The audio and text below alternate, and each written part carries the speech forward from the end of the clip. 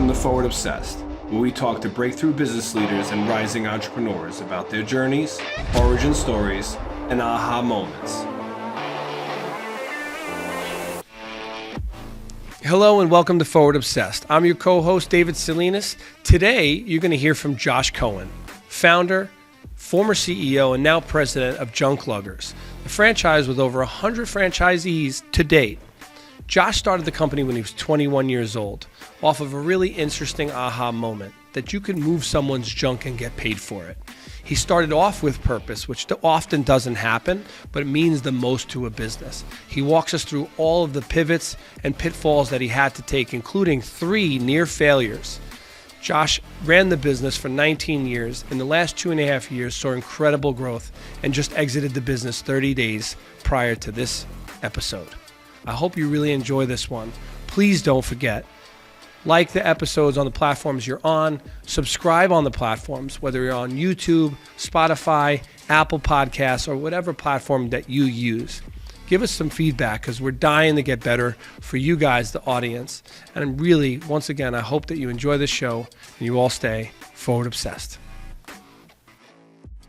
Ladies and gentlemen, welcome to this episode of Forward Obsessed. Today, our guest is Josh Cohen, the CEO and founder of Junkluggers. President now. No longer the CEO. All right, thanks for the correction. The president, or former CEO, right? Now president of Junkluggers. We'll get to that in a minute.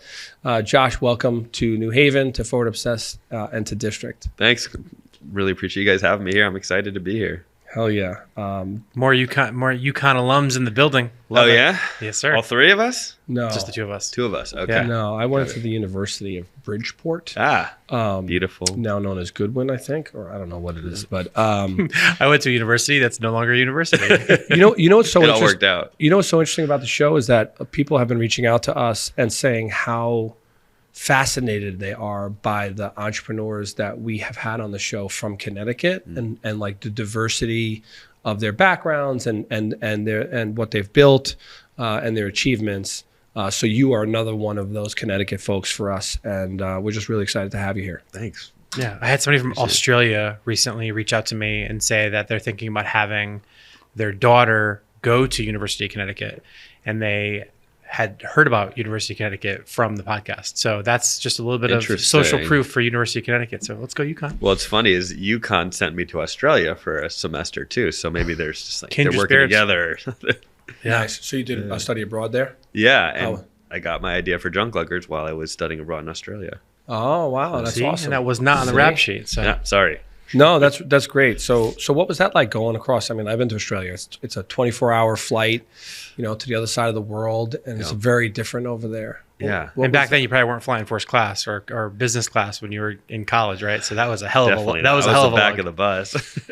What was it like? Well, I was Connecticut boy, raised through and through. Like never really went very many places, and so to go to another country, have that exposure for the first time on my own. It was like the whole world opened up to me, and just, really wanted to see more of the world after getting out. So it was an eye-opener. It was an eye-opener. And also the people in Australia are just freaking awesome and fun and nice, and they like to party. So it was a really good time. I was fascinated when I saw I was going to a bus. I was waiting at the bus stop, and I was across the street from a park, and the park was covered in cockatoos. And I was really into birds at the time. And I knew that they cost about $2,000 for a cockatoo. And I was just counting the money in the park. I was like, oh my God. I was like, there's like $1 million sitting across the street. It's like a pigeon. It's literally the cockatoo's like a pigeon there. Dave Salinas, a bird smuggler. I couldn't amongst many other things. I couldn't get away with it. So anyway, we got to back up a little bit, Josh. So president of Junkluggers, tell us, just frame it up for the audience. Who are you? I'm just a guy. Personally, I'm a dad of 3. We were just talking about that, 8-year-old twins, and we just had a baby a year ago on my birthday, actually. Mazel tov. Thank you. And appreciate that. And other than that, I'm an entrepreneur. Started Junkluggers. Like I said, I got the idea in Australia, studying abroad. A few friends and I were sitting around a campfire, playing guitar, drinking boxed wine, because that's what you do over there. And someone said he made $100 hauling away his neighbor's refrigerator. And I thought, $100, man, I'm going home. I'm making $10 an hour at my internship. I could do that. So went home, printed up some flyers from like, was it MS Office or something at the time, super cheesy old icon for the branding. And just said 21-year-old college student wants to help you haul away your unwanted junk and keep as many items out of landfills as possible by donating to Goodwill and recycling. And, that's really been a key part of our mission since day one. So right out of the gate, you knew it wasn't so you saw the opportunity to sell services of lugging away this junk for $100 from your friend, and you tied it right to sustainability. Yeah, I mean, probably didn't call it that back then, though, right? No, we didn't. But I don't know. I just always cared about the environment. My parents always kicked me outside, and so I could see, from that first job, a lot of that stuff was not garbage. There wasn't really an alternative at the time besides dumpsters, right, where everything gets thrown away, to save things from landfills. And I thought, that fits perfectly with who I am and what I could see this company doing. I want to unpack that, because one of the things we've been seeing a lot in the Forward Obsessed, I'm a big pattern guy. I like to see patterns. I'm sure you as well. I know David's big on patterns. So we've been looking at where this entrepreneurship bug comes from, like where it happens. So you told us a little bit about where the idea came from around the campfire with box wine and guitars, but were your parents entrepreneurs? Did you have entrepreneurs in the family? Like take us through, like in your childhood, was there any exposure to business and entrepreneurship early on, or was this truly a fluke that happened in Australia? I probably haven't unpacked that enough myself, so it's an interesting question. My dad owned an accounting firm, so I, growing up, knew business ownership was an option, right? I think a lot of kids don't know that. So I think that was part of the idea of I could own a business, what made me feel that comfortable. But also, my mom was very free-spirited, out of the box. Neither one I would say is an entrepreneur. And I think the combo of being exposed to my dad's business and also the fact that he's an accountant, so they think a little bit differently, for better or worse. I didn't like the idea of being restricted by money or by people telling me what to do, by anything. And so I think as soon as I just got started with this as a way to make some extra money, I was driven by money. And I was also just really excited because from that first job, I could see it started to get ideas about how to make this business better, how to make it run a little bit more, how to get more customers, how to make the customers happy, how to create forms so you have some repetition. And so I'm probably rambling a little in terms of where it came from, but it just started to happen right away once I started this business, that the excitement of ideas and evolving and making this better. Now you got tripped up initially, right? Because you tried to expand, and you expanded through Connecticut, then you went to New York and Long Island, I read, and then things got a little gnarly for a bit. Tell us about that. Yeah, man. So June will be 19 years since I started Junkluggers. Wow. And so I'd say we probably almost went out of business. I can pretty clearly remember 3 times. Okay. One time was pretty close to when I did my last partnership with Larry Janesky, who maybe you guys know. Yeah. So Basement Systems, super successful guy. And that was only 3 years ago. And things were not going well then. We were not expanding as well. We were not, managing our expenses, and so we got tripped up by trying to expand too fast, by not having enough success and bringing on too many people, too much overhead, and just by really not ever being funded before that, and just trying to grow on your own with a line of credit. So just to make sure I'm reading you correctly,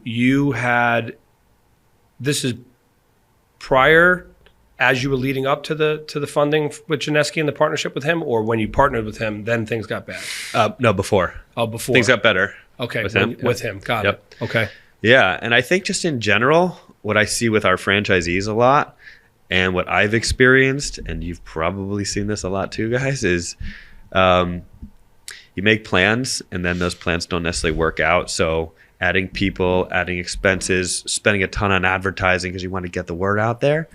And then, the revenue doesn't follow or the profit doesn't follow and you're in a precarious situation. That's definitely what happened with me. And I think it's a combination of that and, not always having the right people on the team.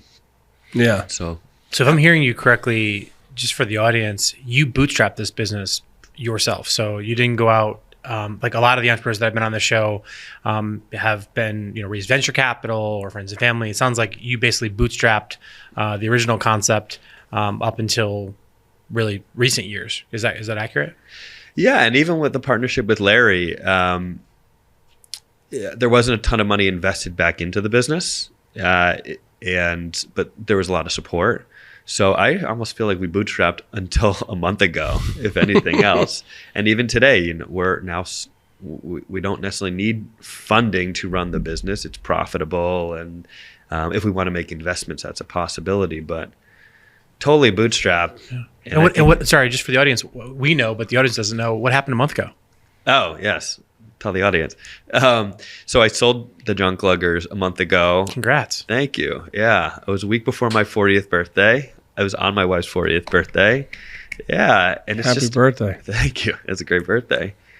But it's just amazing. And I think to anybody out there who's listening who is an entrepreneur or is an aspiring entrepreneur, is struggling with, I'm not making enough money or where's the end game, it's a really exciting place to get to after you kind of work so hard. And I almost felt like, was this ever going to be possible? And so I hope it's an example for other people that if you work really hard and build a business that is scalable and people appreciate and has a lot of value, that anything is possible. I have to say, for a guy who just turned 40, I also just turned 40, with 3 kids, and building a business for what sounds like the last 20 years, I got to get your skincare routine because you don't look a day over like 30, man. So thank you. Congrats on that one. I've been thinking about this anti-aging. Maybe we get an anti-aging sponsor in here or something. But it's great to see that the happiness in your face. I know a lot of times we hear some stories. Just recently, one of our guests was telling us a really not so great story about how they exited and what seems like this really exciting event, not so exciting. So it sounds like that was, so far you're feeling pretty good about it. I am, and I think the partners we chose to back the company and own the company, and for me to continue to work alongside, they just seem like a really good fit. So I think that's a big part. I want to come back. I want to come back to that because I think that that's a whole part of this conversation is how to choose a partner on an exit, especially when there's an earnout, which you and I discussed that there is upside for you as well, correct? Which may not be considered an earnout, right? Yeah, it's not an earnout, it's just but upside. It's upside.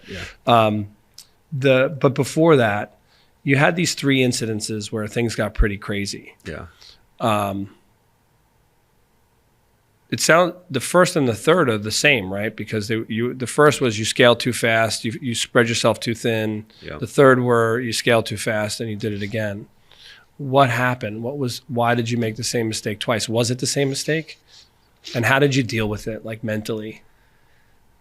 Well, there's been a lot of really dark times, so I'll put that out there. It's we like the dark times on Forward Obsessed. It's all about progress, pitfalls.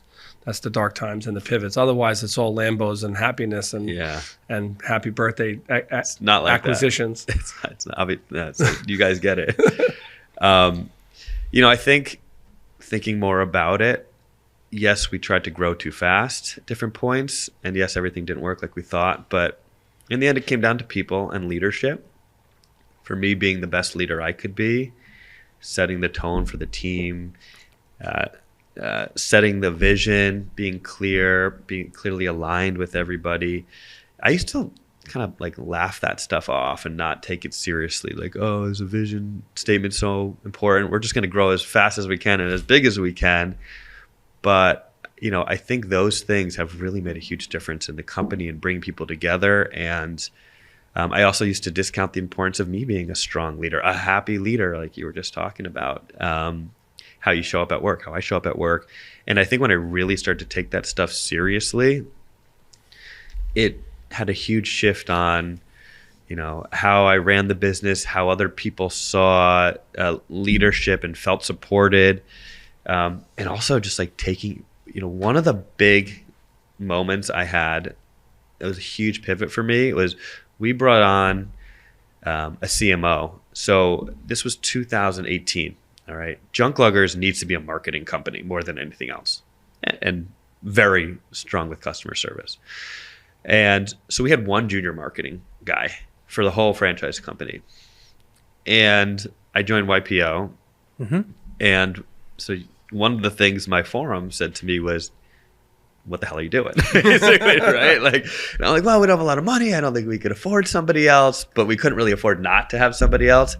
And I found this amazing chief marketing officer who had great experience, the right personality. She's a killer, right? She goes out there and gets stuff done. And I brought her on, and she was an A player. And I was like, fuck it. I only want A players from now on. And that's where we went going forward, is right people on the right seats on the bus. And that right there, man, has made my life easier. It's made the company run better.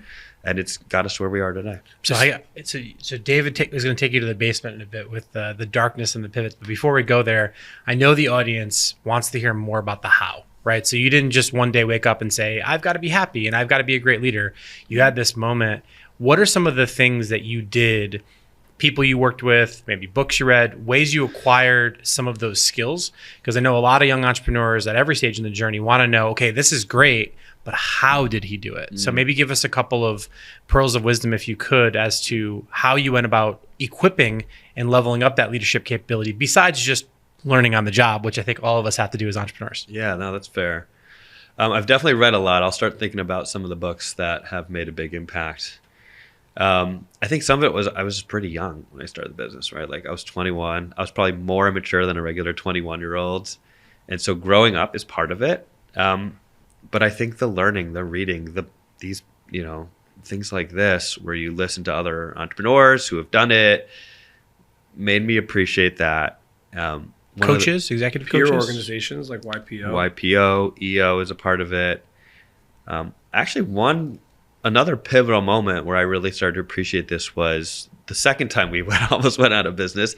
I had a chief operating officer, probably at a time where you didn't really necessarily need a chief operating officer. We were only a couple $1 million, and we weren't getting along that well, but I really relied on him. I've had different periods in my life where I'm just like, oh, this person's got this, they're good. And I'm going to back off and focus on other things. I'm an idea guy, and it wasn't necessarily the right fit. And eventually, it was like, got to let him go or the business is going under. So it forced me to make that decision. But I really relied on him to be the leader. And when he left, it was on me now. And I didn't love a lot of the different ways that he led. And so that was one point where I'm like, okay, well, I have to lead now. And why don't I learn from the things I liked, the things I didn't like, and step it up? So I don't know if that's enough to help you guys, but that's fantastic. It's been an evolution. Yeah. So again, I think David articulated a couple of them is peer organizations, really leaning into specific books on topics that you feel like you're weak in or you're curious about. Yep. I heard a couple of Jim Collins references, getting people on the right seats in the bus and that sort of thing. So I'm guessing Good to Great was probably in that library of yours. Good to Great. If you want me to pull my phone out, I'll pull up Audible. And you wouldn't be the first to do it on the show. Yeah, okay. But a lot of the things you say, they hit home for us too. We've hired bad leaders that ruin culture, right? Ruin people, that you sit back and you look at the way that they act and in front of people, and you're like, I don't. That's not really how I roll. That's not what I want for my organization. And what they do when you're not there. Yeah, and I think, right. and I think when we treat people like a crutch, it does a tremendous amount of damage to an organization. And then what you wind up with is allowing hand waving and paper shuffling to take place for results and performance, right? And hire slow, fire fast, I always say, is like the number one thing you can know in business. And we constantly made the same mistake over and over and over because we want to move quick. We want to, we're like, oh shit, if I do this, this will happen. So you move fast, you hire the wrong person, you let them sit too long, and then all of a sudden you fire them too late. And it's like this lesson that it's just also painful. It sounds like you've had the same sort of Holy Grail, right? It's like the only place the Holy Grail thing happens. If I just do this one thing, hire this one person, get this one thing, the reality is the only place the Holy Grail exists is in the Indiana Jones movies. So Totally. I agree. And I think that point on culture, like I haven't even mentioned that, but yeah, man, like you become a better leader, you hire the right people, and then when the culture comes together, like there's another thing that I used to always think, oh yeah, like I'm a nice guy, so people are happy here, right? And so the culture is good.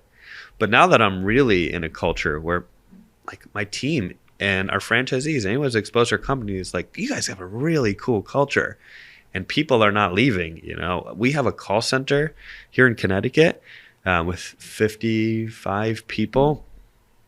You'd think that's a department that it would have a lot of turnover, and we always had turnover. But we brought in a great leader and brought him into our culture. And last year, we had nobody leave of all of those people except for 2 people for, you know, personal reasons. So it's just so good for business, and it's also just a nice thing to be a part of. It's a great retention metrics. Very low attrition. Yeah. Everybody talks about culture, right? But I feel like it's sort of like this mystic, mythical creature. Where did you? When did it click for you? Was that like the big move to Larry, right? I know Larry's big on culture. He's got the tree house, and we've been in the office years ago, and he made these cool environments for people to work in. Is that where you picked up culture big time, or do you think you got it before that?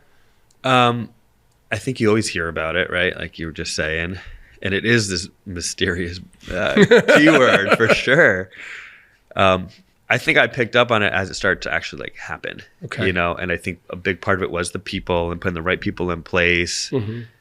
Like when I brought in the CMO and then she hired 2 other people underneath her, they love working here because she's someone they're learning from. There's someone that she's someone they respect. And that's part of what, and she gives them opportunity to grow and learn more things. So those are things I think people are thinking about and want to be a part of. And, you know, that's just a piece of it. But I think, you know, the other piece for us is with our interviews. So from the beginning, we now interview, we have a separate interview just based on core values.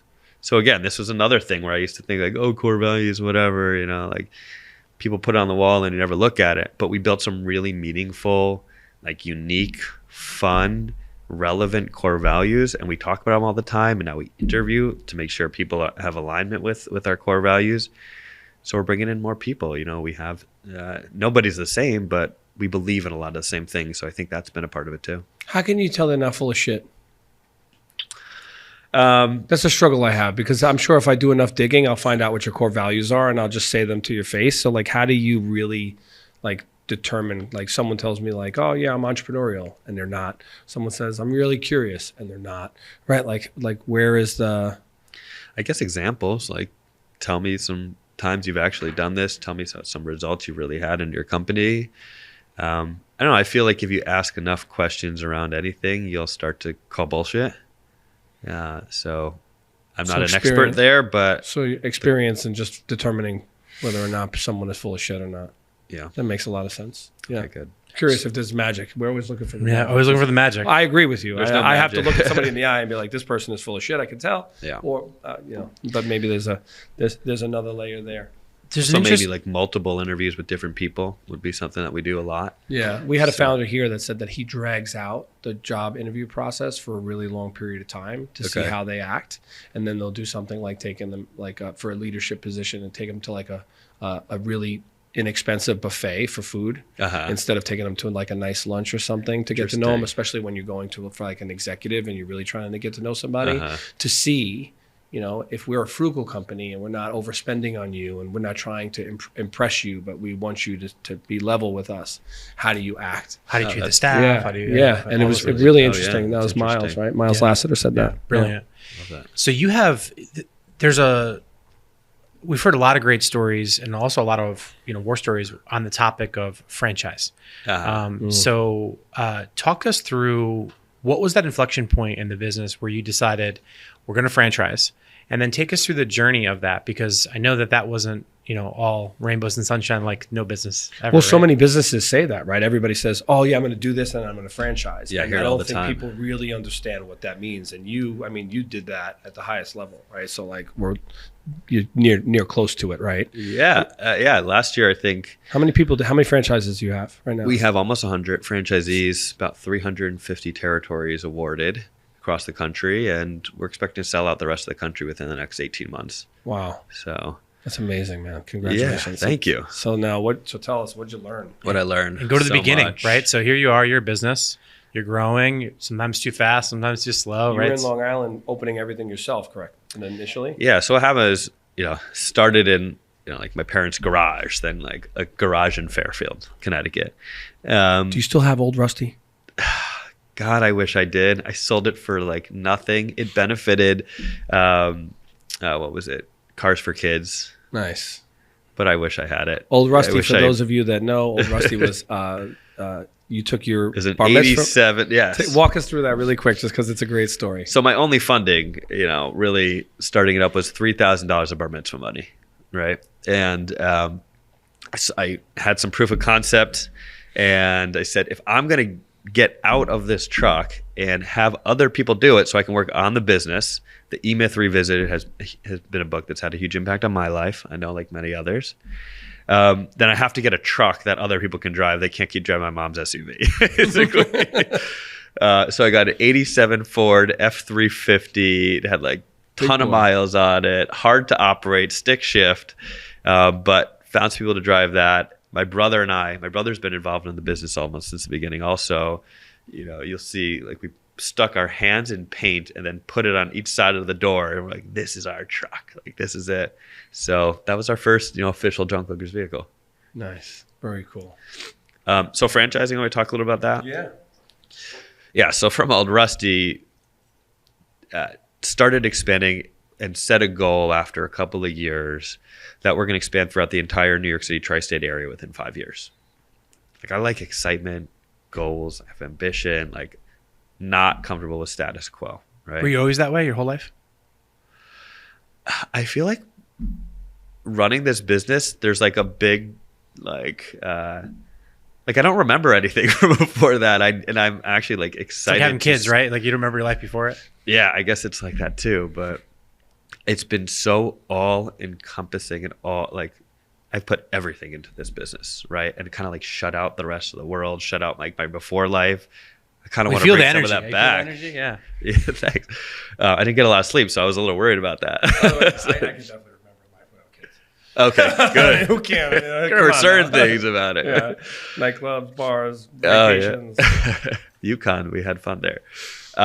So expanded it and learned every time we expanded. So we went from Fairfield County, Connecticut to Westchester into New York City. I was a young guy, I wanted to live in New York City. And so we opened there. And then Northern New Jersey and Long Island. So those are a lot of pretty big places to expand within 5 years.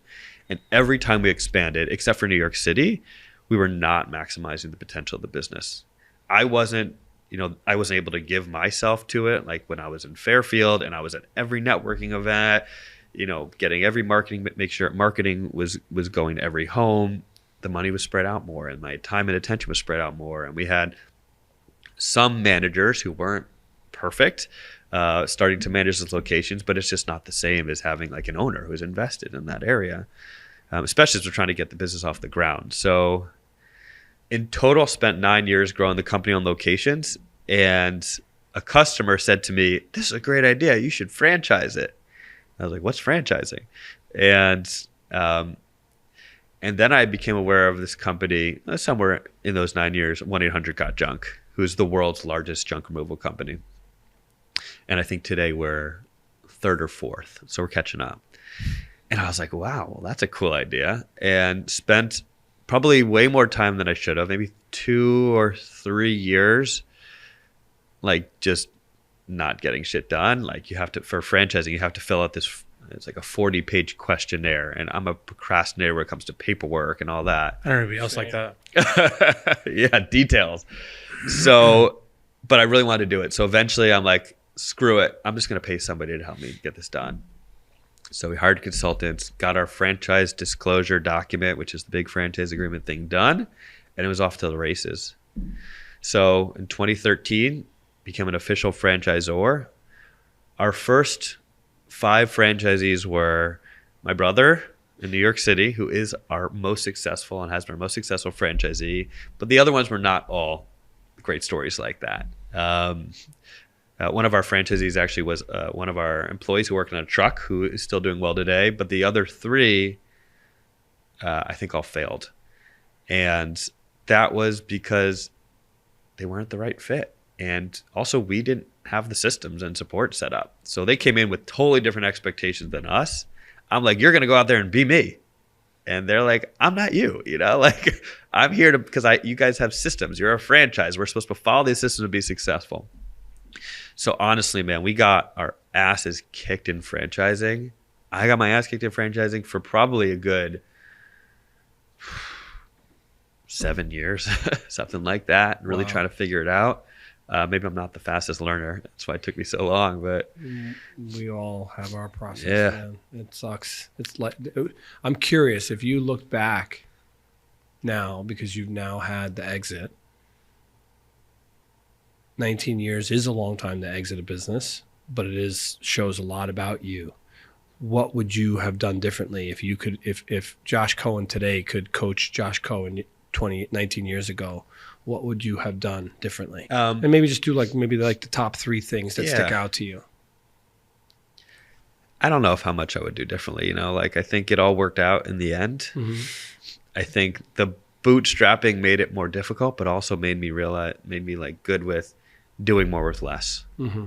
And if I had sold or brought in, other equity partners sooner, then I'd be in a totally different position today. Like I was able to negotiate this deal and get the money that I wanted out of it, and bring in the right partners for the future and legacy of Junkluggers. But I think the things I was talking about earlier with leadership, values, and the right people, man, if I had done some of that stuff sooner, really appreciated the importance of leadership and invested in the right people sooner, I think we could have done this 3 times as fast. It's hard, right? It's really scary. Like the one thing that if I reflect on our business is you don't bring on the right people because sometimes you're intimidated by them because they're better than you. Uh-huh. I think sometimes they cost too much or it's a perceived cost to you, right? You're like, shit, I'm not paying myself that much money, right? And often you have to exceed how much you're taking out of the business. Totally.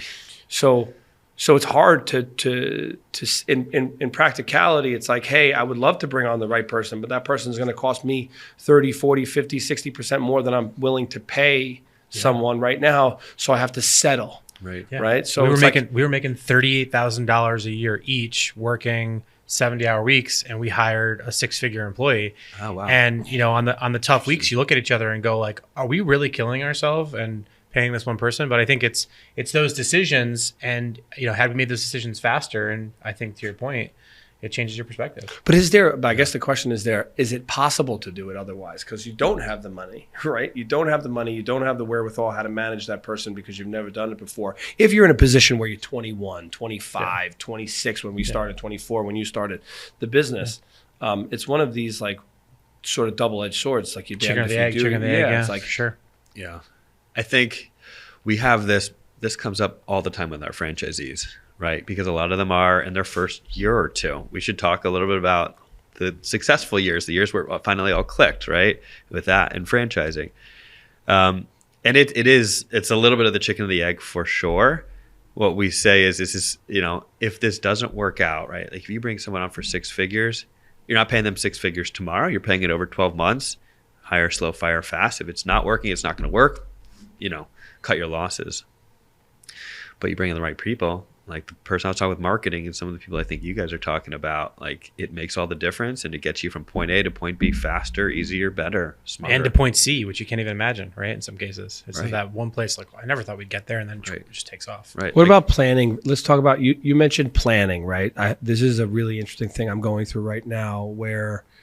with a new business you're starting. Yeah, so I have a new company that we're starting, and we've done a tremendous amount of planning, but our main investor keeps pushing us to do more, and I'm frustrated, right? And I said to him, you can only more planning. So more planning. Yeah, more planning. Okay. And I'm like, you can only do so much, right? At this point, I feel, and the team feels, that we're confident enough to go out and do and optimize, right? And that's where we stand, because I've never seen a forecast that works, right? Yeah, it's like it's just a piece of paper, and then it blows up. Yeah. If we can get the weather right, how do we get a spreadsheet? So Totally. and you strike me as a doer, more than a planner. I am. So how much how does that rub you? When is too much planning When is planning You too hear much? about it all the time from like so many people who don't start a business, right? It's because, I don't know what I'm going to do, or I haven't thought it through, or I'm not sure it's going to work. You have people who spend 4 years putting together a business plan, and I think you just need proof of concept. And I love the idea of do it and then optimize as you go. So Yeah.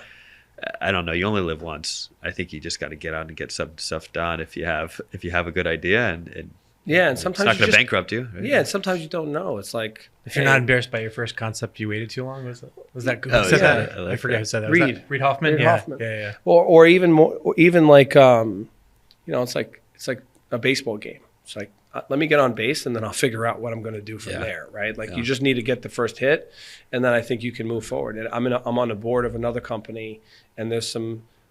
This one board member keeps saying, but what's the plan? What's the plan if this happens? And I'm like, and I literally said, just shut the fuck up already.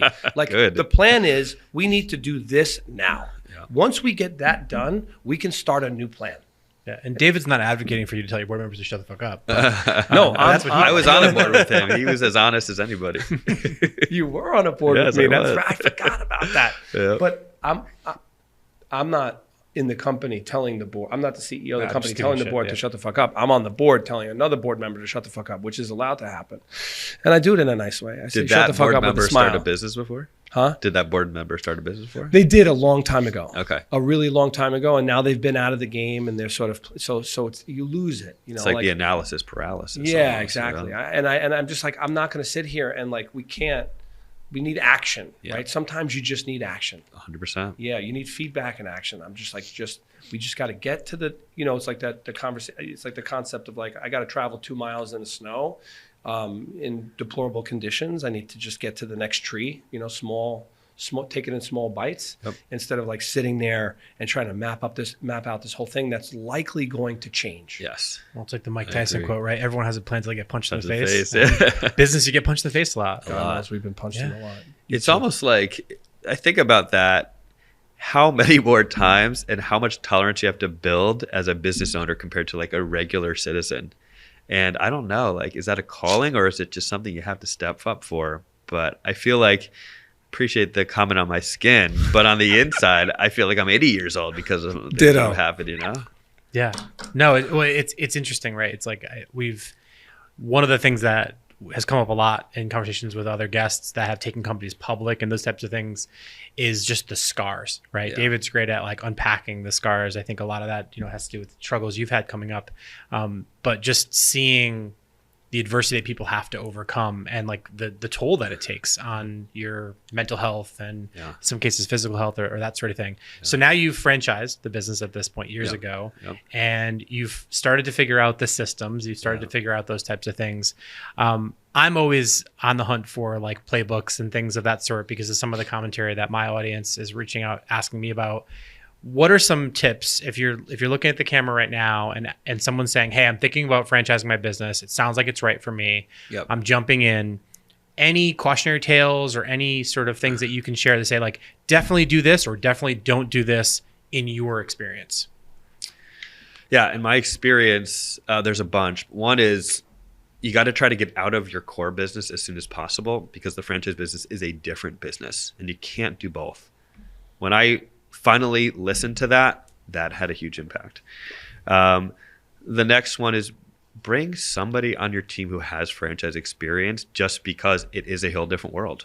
It really is. And you can make mistakes that'll cost you a fortune and put you back years, or you can make the right decision and none of that happens. So that's been huge for us. What else, man?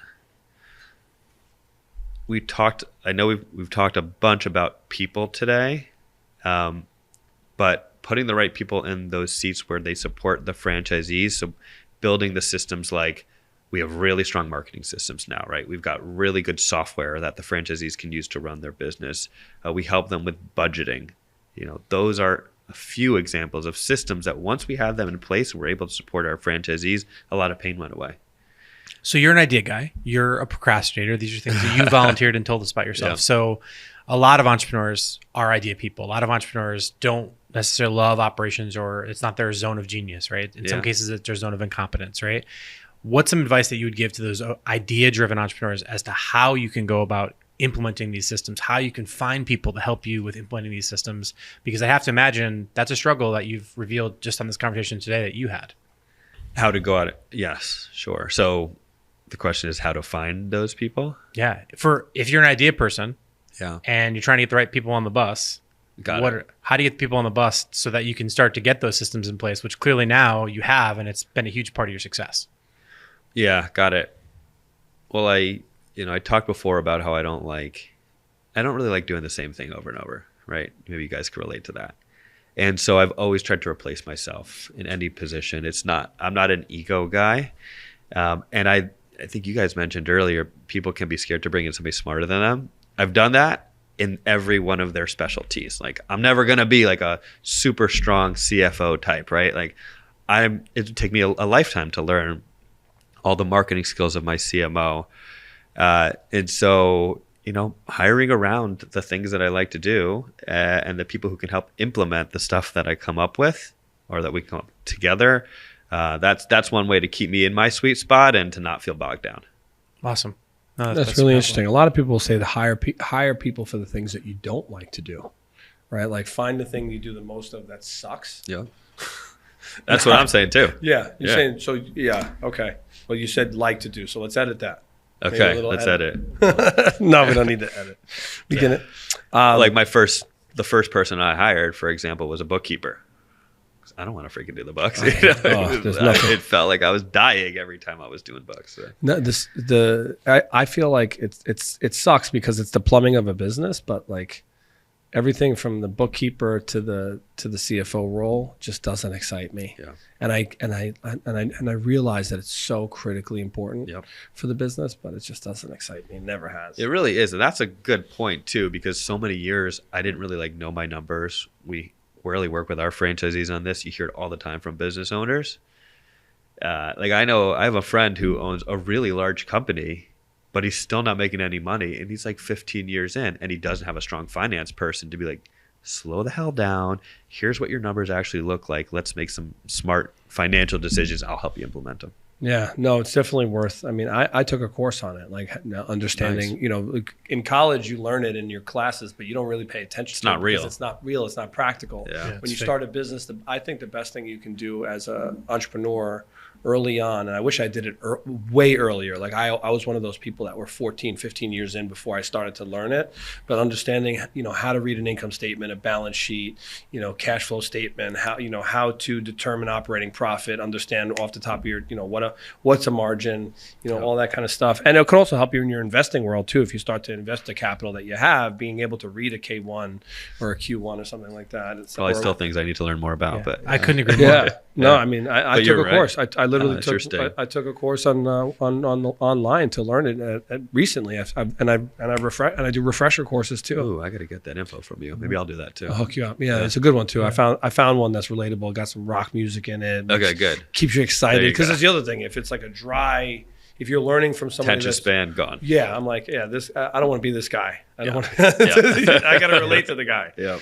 Yeah. One of the things that was really helpful for me, which I wish that we had done years ago, and I don't know if you did this, is create an open book management system where essentially your leaders in your company, you're sitting down and they're understanding the financials of the business. I think one of the big mistakes I made early, and I think we made early together, was we were as transparent as we could be or should be, but in some cases we had a lot of really talented people that were, in your case, maybe talented people at driving the trucks or marketing the business or building the systems, but they didn't understand the business. And as a result of it, I think now what we've started to do in the companies that we've installed leadership teams in is really advocate for open book management so that people that are in executive roles understand the financials of the business, they understand the health of the business, and then they take a sense of ownership over it, because it's not just like that thing in college or when you're looking at somebody else's balance sheet or income statements and you don't understand assets, liability, those types of things. And I think that when people feel like they can control or affect it,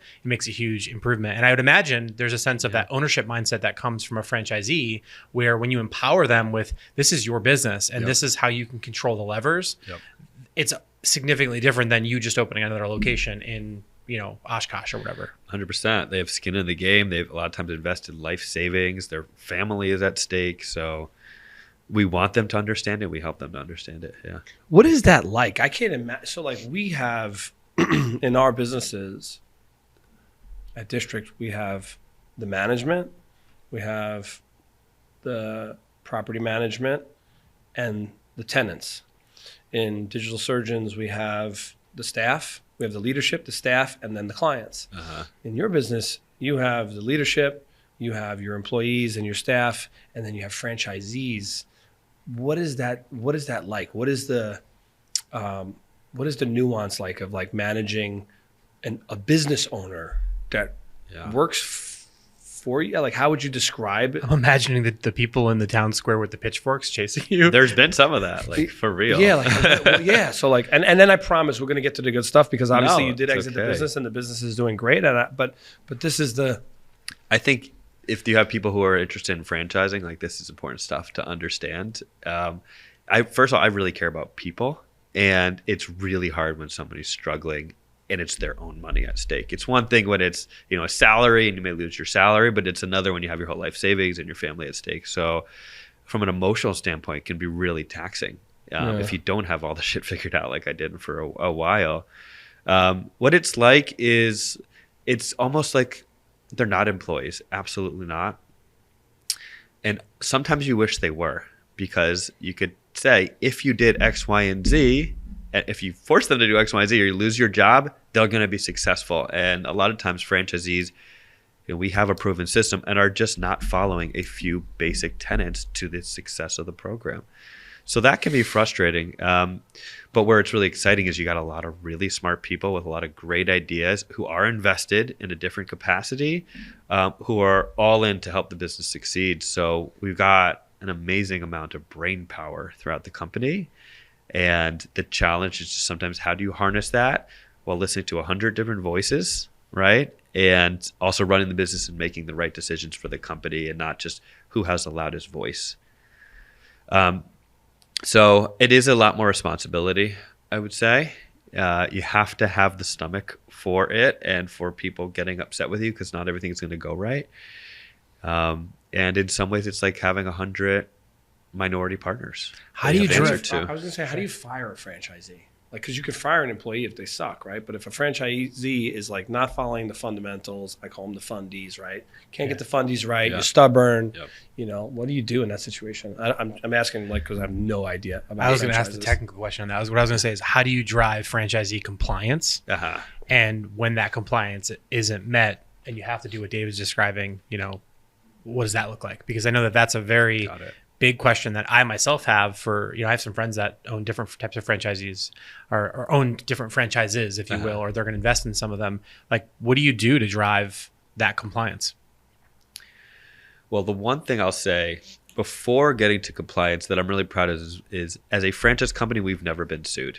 It's pretty unusual. And I think a part of what leads up to that is, yes, thank you, is just communication, right? Like, it's a lot harder to get somebody out based on the law of the agreement, the franchise agreement. It's a 120-page agreement. Like, they lay a lot of stuff out. If you don't do this, you're out of compliance.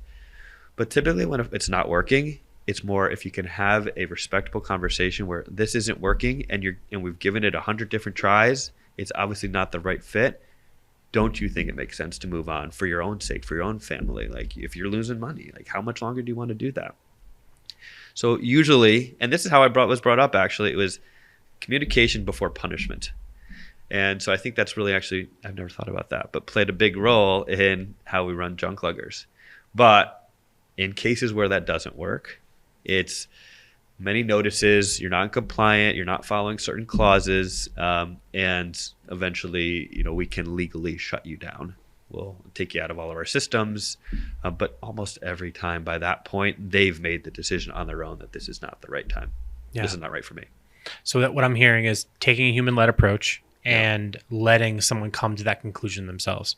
In our businesses, we've had like a performance management process, where you go through that, and it's a lot easier to transition when people have that self-awareness. So what I'm hearing from you is you're very much a people-led person. Sit down, have those human conversations, and then ultimately, if it's not a fit, it's not a fit. Yeah.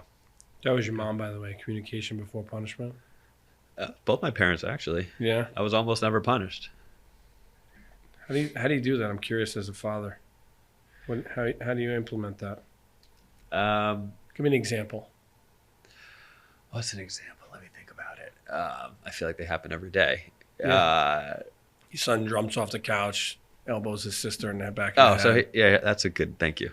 So a week ago, my son was for 1 minute watching a baby. All right. Baby gets on the couch, falls off, hits her head, bruise, swelling on the head. Like, horrible. Right. I felt that, but I was like, yeah, horrible. But like, I already knew he felt really bad about it. Right. So it's more of like, am I going to punish him where he's going to feel worse? Or are we going to have a conversation? Talk about, hey, what did you do here? What could you have done better?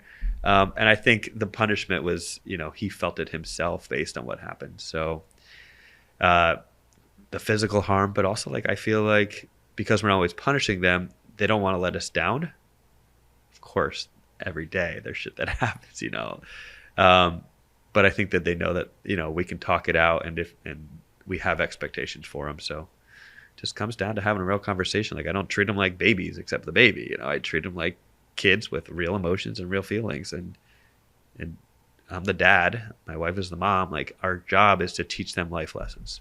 What I'm hearing is that you're creating an environment of trust, and it sounds like you bring that both in your home, but also in your places of work. And I feel like from what I'm hearing, if I'm unpacking it correctly, creating that place of trust and creating that place of, people can talk to you, they feel comfortable having a conversation with you, even though you are the boss.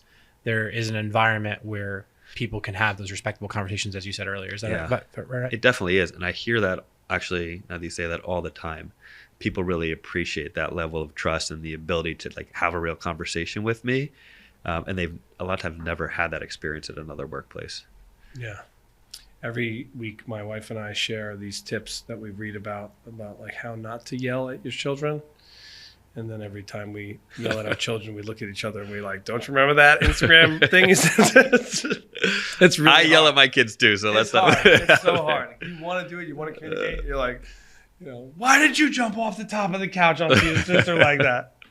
You start to ask a question. It's tough, but there's a lot of parallels between raising kids and staff, and I'd imagine with franchisees and communication, there's a ton of parallels there. You're right. So now, first of all, thank you. Part of this process is we get into you probably have reminisced about stuff you haven't really tapped into, or you remember stuff. I mean, that's part of what we do here at Forward Obsessed. This is like psychology. It is. Class, the last person that was on texted me and said that was cathartic. Interesting. Yeah, and we've had that. We've had a few people say that. And I think that's great. And I think it's important because, like, I always say I'm the entrepreneur's entrepreneur. Like, I love entrepreneurship. Like I could sit and talk to you all the time. Yeah. Right. I could talk to Sal and from Arcos or all the people that we've had, and I could literally do this on a regular basis. It's something that I'm so passionate about. But I just don't love to see, like, I know people that are super successful that have 66-foot yachts and Lambos and all that stuff. Yeah. But I also know the struggles that they went through to get there, and I know that so many people discount that and they don't realize. Well, people don't hold space. The crown is heavy. They say the crown is heavy because the fucking crown is heavy. Yeah. Right. And I could imagine, what it's like to have, I mean, firing an employee is hard. Having someone that pays you to be a franchise or that's not executing, that doesn't see the forest through the trees, how painful that could be, how I could imagine it keeps you up at night and or even almost failing and all that kind of stuff. It's like, it's a really lonely, rough road that is not for a lot of people. Yeah. Really but now you're doing great. You just exited the business. Yep. You said you have 100 franchisees? Yep. Franchisors? Franchisees. We're the franchisor. Yep. That's right. Sorry. Yep. Thanks for the correction. That's okay.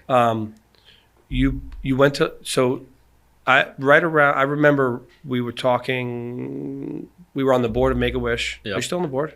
No. Did you leave when I left? I left when you left. Okay. And when the business really started to explode. I needed. You joined Larry right about that time, right? Yeah. Larry's really successful at Basement Systems, and he has a whole franchise program now, right? Yeah, it's not a franchise. It's similar though. It's a dealer network and really big company, very successful. And how was that working with him? What was like the biggest thing you got from that relationship? So Larry has something called School of Entrepreneurship. Have you heard of that? I think I read a little bit, tiny bit. I haven't. Tell the audience what that is. So School of Entrepreneurship is, he basically took 35 years of what he's learned in business, broke it down into different categories of a business, marketing, finance, leadership. Oh, that's interesting. Yeah. But almost half of it was tactical and half of it was how to think about yourself as a business owner, how to keep your mind right, how to stay positive, how to be a good leader. And I remember he invited me to a School of Entrepreneurship at a time where I was really at a low. And I went in, and the first thing they did was he has a theater. It's an amazing, he built this incredible, one of his 11 buildings in Seymour. I've been there. It's great. Yeah. So it's this beautiful theater, and he puts on a picture of blue sky, and he plays meditation music. And he's like, everybody just be still for 10 minutes and kind of reflect. And believe it or not, like I had never done that. I just was always used to my mind racing, stuff not going right, stressing, worrying about that. And I remember like shedding a few tears, like, let's calm down a little. Like, let's think about what's going on here. And during that time, he also started to like give inspirational quotes and, do what he does with teaching you to be a better business owner and a better person. So I think the school actually had a big impact on me being a better leader, a better business owner, and think about how to run the business. Other than that, it was probably just like Larry's his main brand is called Contractor Nation now. So they have a few different brands, including Basement Systems. And I'd never been exposed to a bigger business before. And so I got to come in, meet as different people, learn how they did certain things. And, those were some things that had a big impact as a guy who was 21, never really had exposure to a lot of other businesses. And here's a guy really successful, and they've got a great culture, and things are really working out. You said that you were... He's got a machine. He's got. Oh yeah. I learned, just not to interrupt you, but I just learned. So my walkway at my house dropped and like 3 inches. So I see these Instagram ads where they drill a hole and they pump it up with this foam and it lifts up. Right. So I'm looking for that in Connecticut, and I fill out a form. And this company calls me, and I was like, yeah, I need to do that. And they're like, oh, we don't do that in Connecticut. Sorry. And I was like, oh, okay. So then I do some more search, and I find another website, and I fill out that form. And then I get another call from the same person. I was like, I'm on to this now. And then 4 websites later, so I'm 6 websites deep, it's all leading to his lead systems that are taking me to these Connecticut basement folks that are doing this thing. And by the way, they're all paying. Someone's paying money for those ads that for a service that they don't provide in Connecticut. So it annoyed the shit out of me. And I'd imagine it was annoying the franchisee, but I got to witness this machine because I'd imagine he must have hundreds of thousands of websites that are lead gens for his businesses. Probably. On the marketing side, at least. The Treehouse Internet Marketing Group, he built his own internet marketing company as part of that. Yeah, indeed. Sorry, I interrupted. No, you're fine. So Larry has a lot of like Richard Branson like tendencies to him, like where he's like races the super fast bikes and the different things. He's got one of them in the like the lobby of his building. I remember when I was getting a tour. It's pretty interesting just to see how many successful entrepreneurs are also adrenaline junkies. Yeah. I know some of the stuff you do is out of control, but I don't know if you have those kinds of tendencies. But I want to take us to, you said you were having an all-time low. Yeah. And you went to the School of Entrepreneurship and you had this emotional moment. I'd love for you to describe for the audience, what did that low feel like? Because I know for a fact, a lot of people that are listening to the show are at different inflection points in their life and work and career and business. Yeah. What did that low feel like? Describe that to us, and then describe how you came out on the other side of it.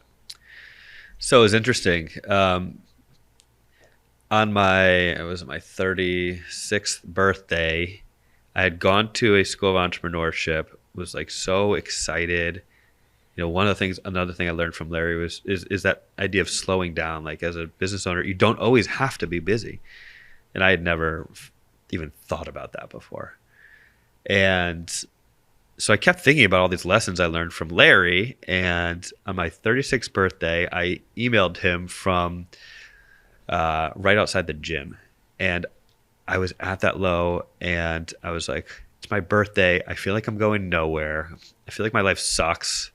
I've got 2 kids and we're not making a lot of money as a company, but everybody thinks we're so successful. I just felt really alone, and like kind of like I didn't know where to go. And it's just that. It's like this really lonely, dark place where you don't know if you're going to come out of it. And I'm like a super optimistic person, right? But again, going back to this example of like our franchisees, one of the first things that we teach them in the training school is the highs and lows of owning a business. We show them this chart that everybody is so excited when you get started. So you got this chart right here. There's a dot. I'm excited. Then you go from, oh God, this is really hard. Like there's some reality check to, okay, I'm really learning this. And it's just up and down. I'm going bankrupt. My life sucks to this is great. Things are working out. And I'm no different, and I just felt a lot of that stuff because I just took it so personally as my own business. I remember when we were trying to get pregnant with our first, this is so bad, but man, I don't even know if I should admit this, but so we lost the baby, right? It's tough. It's hard. And I remember like being a little relieved because I'm like, I don't think I could have afforded this baby at that time.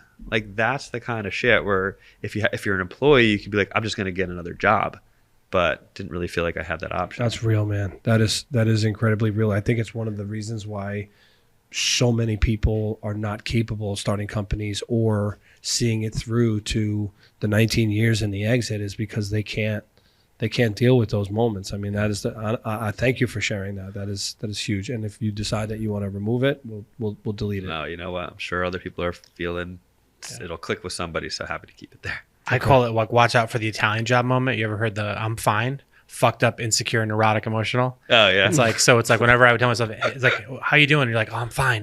Like you're like that inner talk. You're like, every time I hear the word fine, I'm like, you're not fine. You're fucked up, insecure, neurotic, emotional. It's from the Italian job. It's like in the movie, but okay. I feel like it's from my wife. But yeah, no, it's interesting. I'm fine. Yeah, I'm fine.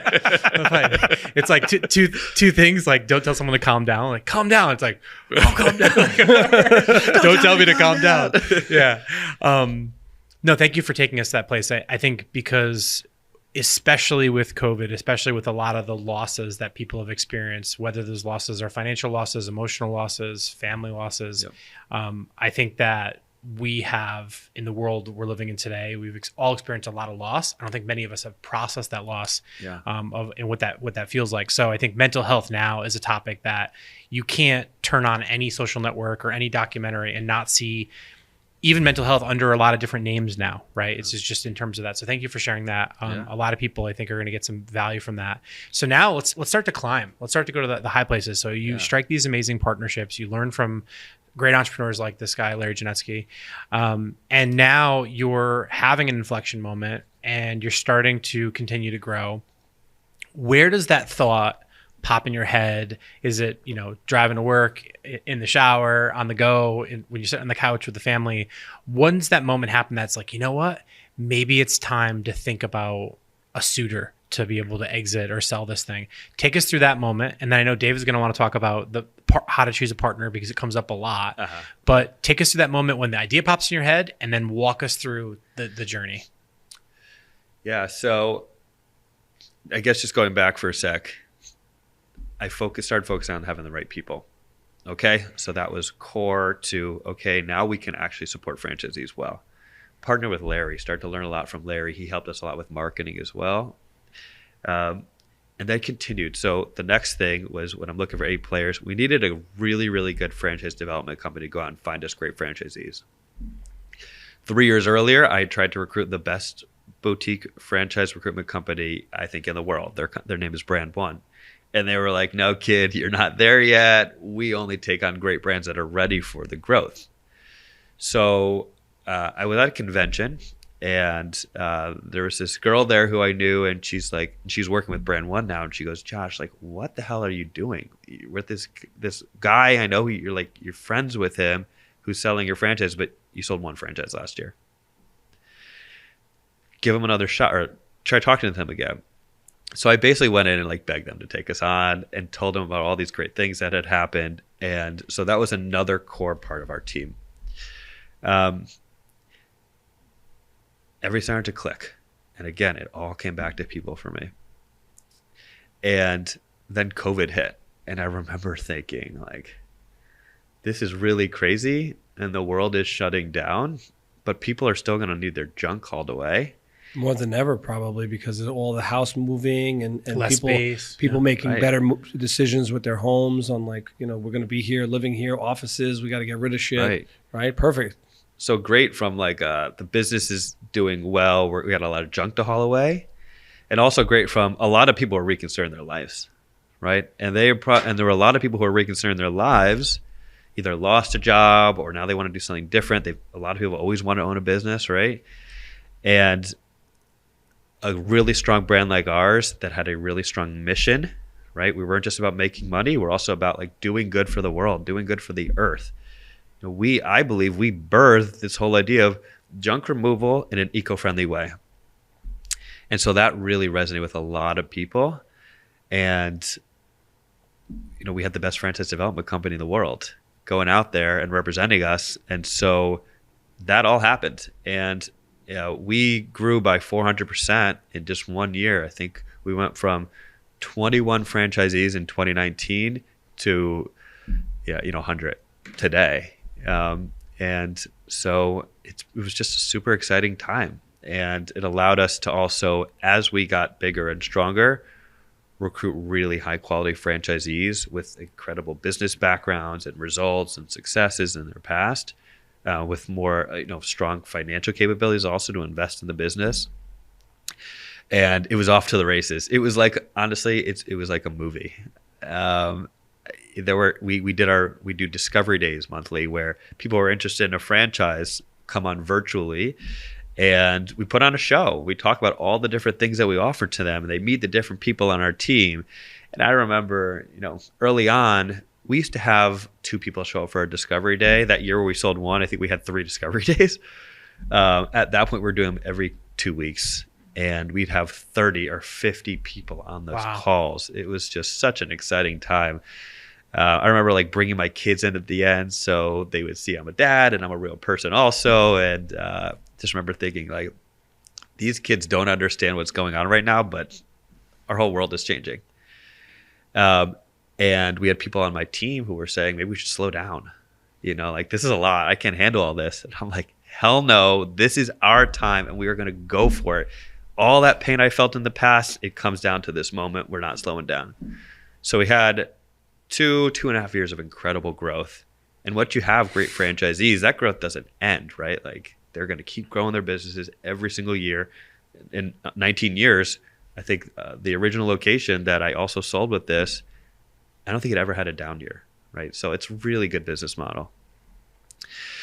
And so I just decided, after all that pain and all that struggle, we're on top right now. I'm sure there's going to be a lot more tops at this point, but the market was really, really strong for a great brand in the franchise space doing service, because a lot of other industries were struggling.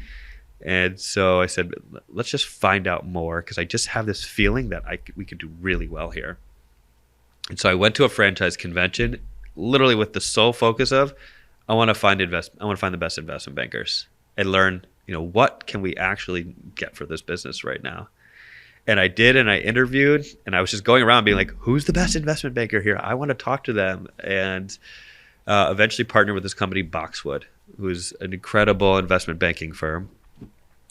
And so it was a 1-year process where they helped us shop it out to hundreds of companies. And that was where we had the opportunity to find the best suitor, to really ask the hard questions, to understand how they're thinking, to meet their team, to meet other people who had been acquired by them, to say, like, is this really as good as it sounds like it is? And eventually we landed on this company, Authority Brands, which I think I'm so happy to be with them. What are other brands that they own? So they own 13 other franchise service brands. Some of their biggest ones are the Cleaning Authority, which is a multi-$100 million business. They own a plumbing company. They own this company, Duty Calls, that picks up your dog's poop and dog walks. And almost every one of the businesses that they've acquired are number one in their space, or are on their way to being number one. So what I'm hearing is category leader, vertically integrated businesses, horizontally integrated industries, shared learnings, strong leadership, strong vision. Yeah. That's the sort of business vernacular. Now I want you to unpack how to pick the great partner. You are, Patrick. I like that. How you summarize it all into take my words to summarize it. I mean, that is what it comes down to. Thanks. Yeah. We can work together on your book. Great. He's like a walking MBA. Is he? I'm all grit. He's all wit. All right. Well, Yeah, I see great. why it works then. Yeah, it really does work. So that was so I love that. It's a really thoughtful thing, because the one thing I have heard a lot of is like founders who sold to the wrong person. Yeah. Like I was so worried about that. We just had a guy on, and he sold to the wrong group, and he got screwed really bad. I was mad for the rest of the day. I was mad for him for the rest of the day. He thought he was doing the right thing for his Gotta be so investors. hard. He had investors, so he thought he was doing the right thing for his investors. He exited, and it turned out to be just a complete shit show. Yeah. And that's really hard. Especially one thing. I mean, he sold in 6 months of launching for something that he pondered for 3 or 4 years, but I can't imagine 19 years, and then God forbid that had happened. Oh my God, it would be awful. Yeah. I mean, I'm happy for you, man. Really happy for Thanks. I mean, I had heard so many similar stories, and I'm like, if I have any say in this, I'm going to make sure that doesn't happen to us, because it's my baby, it's our legacy. It sounds like that guy too, to some degree, and just really took the selection process really seriously, and we were in a position to be able to do it. So you're 30 days in. You sold the company on the 14th of December, 2022. Today is the 17th of January. What's it like so far? Overall, it's been great. They've definitely kept me busy integrating different parts of the business. They have 1,000 employees. So like I talked about earlier with Larry, learning from a bigger business, I'm learning a ton. Like, I feel like I'm getting an MBA being a part of this. Ultimately, why we chose them and what it comes down to is that culture fit. And we were talking about leadership earlier. They've got amazing leaders who care about people very much, and it's shown so far. So I really like working with them. I'm excited. I'm excited about the future growth of Junkluggers and Authority brands. I think this company is growing like a weed, and they're going to be the number one franchise home service company out there. I think they're number 2 already, and they started 4 years ago. So it's been really, really fun, a lot of work, but I can see that's probably short term, and just as we kind of get things off the ground. Tough question for you. So you ran Junkluggers as independently owned and operated for almost 20 years, right? Yeah. Now you have a boss. Now you have a group that you work for. Yeah. What's that emotional shift like? I want you to talk to the viewers about that, because I know people are listening to this now or in the future. They're going to sell their businesses, and they're going to have to hand off the reins. Mm-hmm. And there's a process, but more importantly, there's an emotional journey that felt like. So what's that emotional journey been like for you in the past 40 days? What's different now? And what are some things that people should look out for? Well, I do think the fact that I really like them helps a lot. Like, I don't feel like I have a boss. I feel like I have a lot more support. And so I think the fact that I really like them helps a lot. I think I'd mentally been preparing for the fact that, I may not make every decision, but in some ways I kind of like that. It's like a relief that it doesn't all fall on my shoulders anymore. And I could even blame them, like, well, I'm sorry, I would do this, but that's not what they want to do.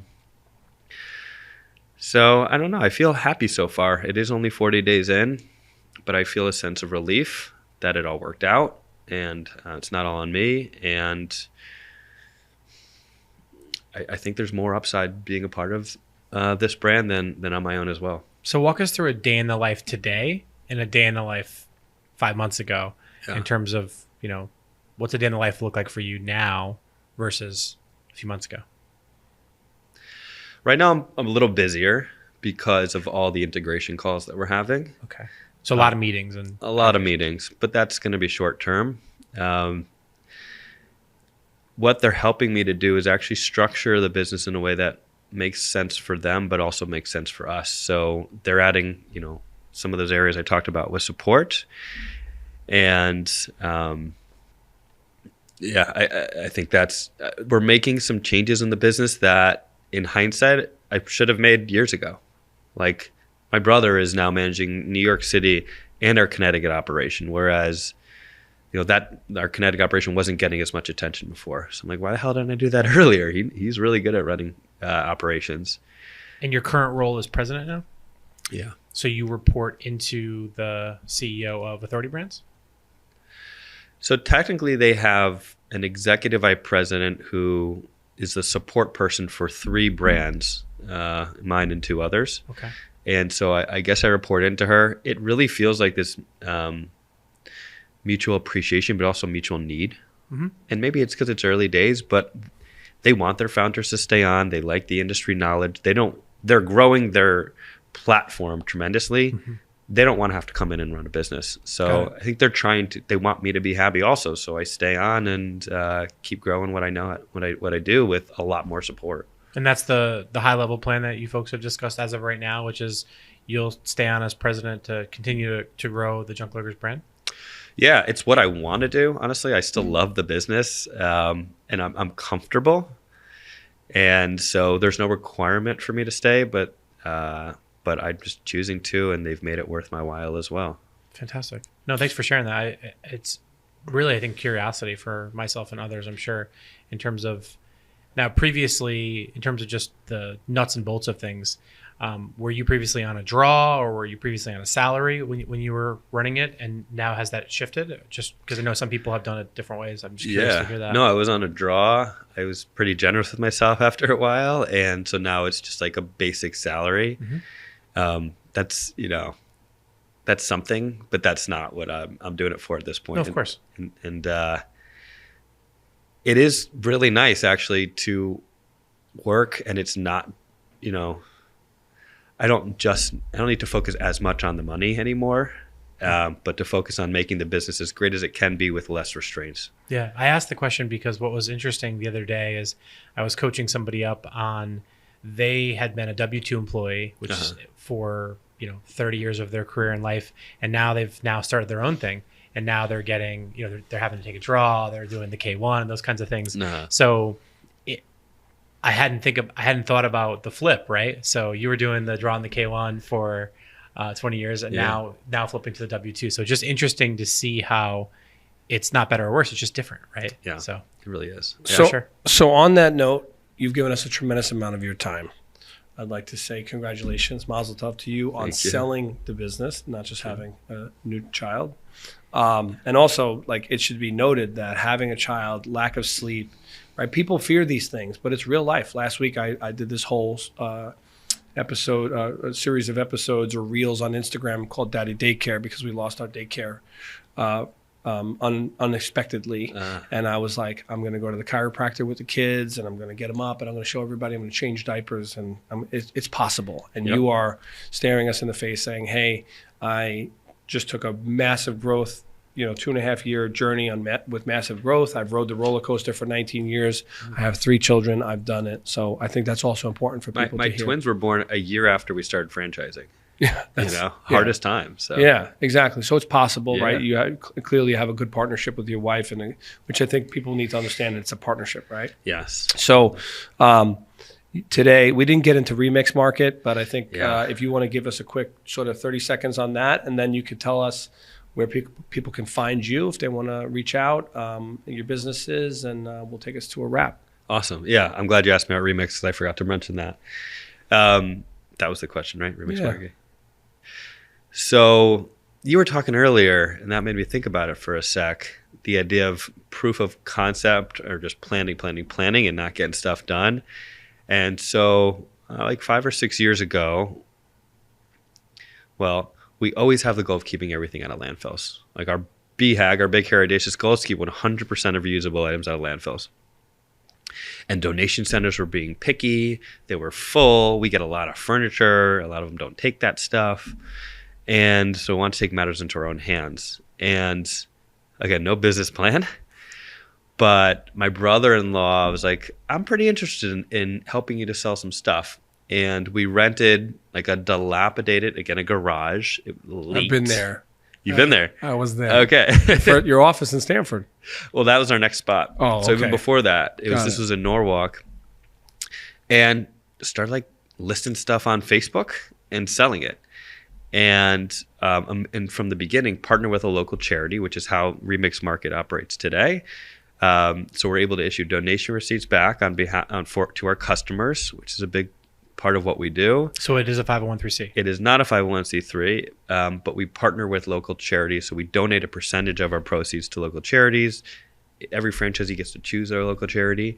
It's another additional revenue stream as well, but also a way to like push the mission to keep stuff out of landfills. So what started with, that leaky garage, I think it was 500 square feet. Our flagship store in Stanford is 12,000 square feet today. It's open 7 days a week to the public. And now we're starting to open Remix Markets in conjunction with Junkluggers all across the country. So it's never been done before. There is a huge industry out there for secondhand furniture, secondhand goods, but like I said, not really like a big focus on furniture. So we're trying to revolutionize this industry. We're doing it, and it's just such a cool part of making Junkluggers more unique. Yeah, absolutely. Well, thanks for sharing that. For the audiences, if you haven't seen Junkluggers on the streets, you will definitely notice them now. Look for the bright green, neon green trucks. Right. Great color pick, by the way. I think knowing your competitors, you stand out quite a bit. So from a branding perspective, I love that. Good, thanks. So personally, where do people find you if they want to reach out, and where do they find your businesses? You can talk to the camera. Whatever you want. You can find me. I'm LinkedIn. Okay, so you can find me on LinkedIn. You can find me on Facebook, Instagram. You can email me, josh@junkluggers.com. And our website is junkluggers.com. Sweet. All right, that's a wrap. Thank you for joining Forward Obsessed, and I hope you enjoyed this episode, which was incredible for us. Thank you, guys. Appreciate the opportunity. Thank you for listening to Forward Obsessed. Please share this episode, subscribe, and leave a review on your podcast app. This episode was hosted by Pete Senna and David Salinas from the Digital Surgeons Podcast Studio in New Haven, Connecticut. Special thanks to our AV crew, Steve Walter and Meg Olson. Forward Obsessed is produced by Robert Roach. If you'd like to contact our team, visit us at forwardobsessed.com.